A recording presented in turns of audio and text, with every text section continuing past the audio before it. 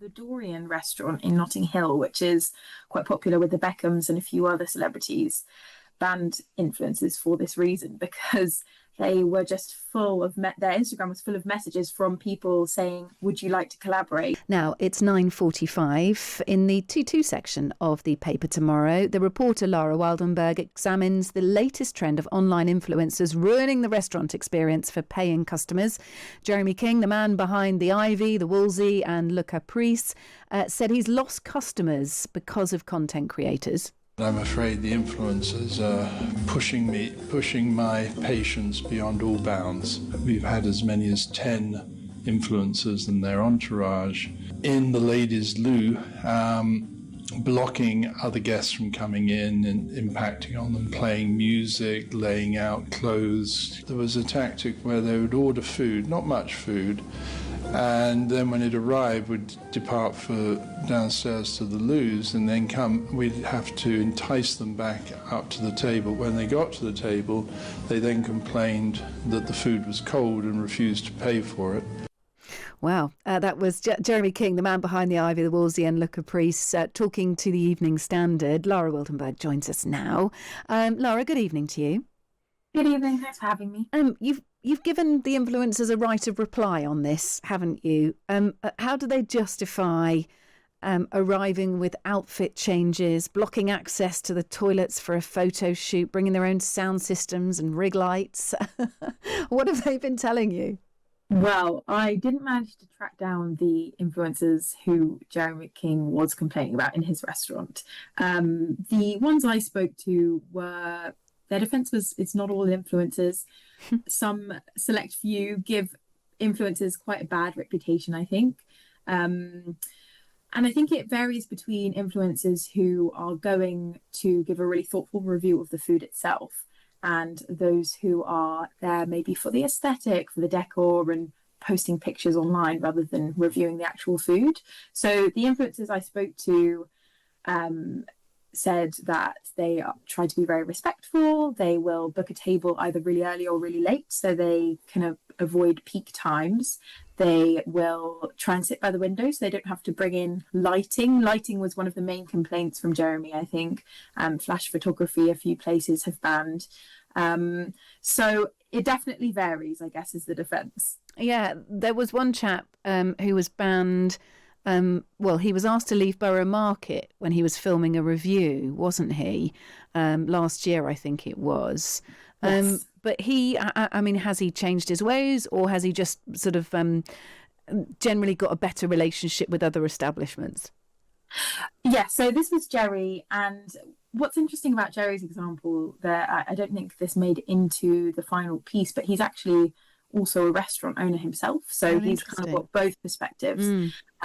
The Borough Market incident was a bit of a funny one. I think he told the story quite amused by it. I don't think he was kicked out for any particular behaviour. I think that day Borough Market was just particularly overrun and the security had enough, to be honest. If you've been to Borough Market recently, you'll see a lot of the stalls are very Instagrammable and people go there for this Instagram-worthy food, I suppose.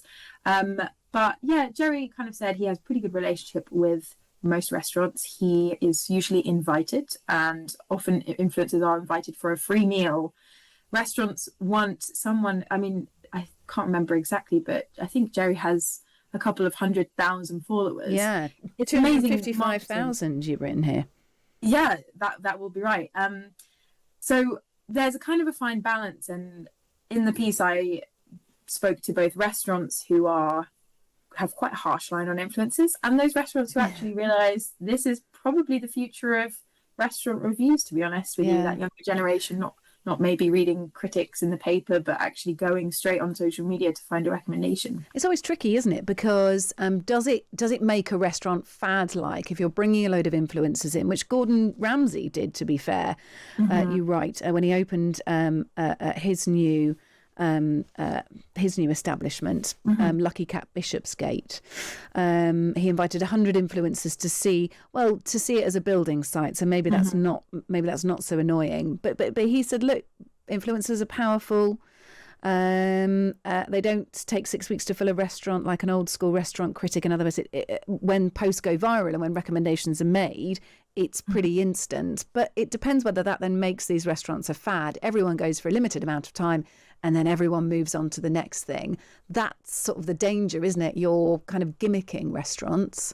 I watch some of these food influencers myself. Yeah. There's a couple of really good people online who do reviews of, I don't know, amazing bits of food or great Sunday lunches. It's always very useful. What's your personal view on them, Lara? Well, I think like you touched on there, they're really entertaining.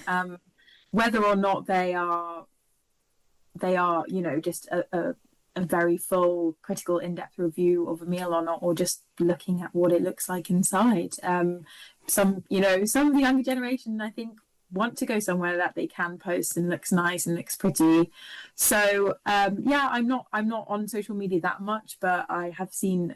I enjoyed researching for this piece. I suppose some of them are also blaggers though as well, right? They will maybe pretend that they've got a large following. I don't know how you'd email someone and say this is my account, or I'm a growing social media. Yeah. I mean, a lot of them must be after a free dinner, effectively. Yes, and actually the Dorian restaurant in Notting Hill, which is quite popular with the Beckhams and a few other celebrities, banned influencers for this reason, because they were just full of their Instagram was full of messages from people saying, "Would you like to collaborate?" By which they meant, "Can I have a free meal?"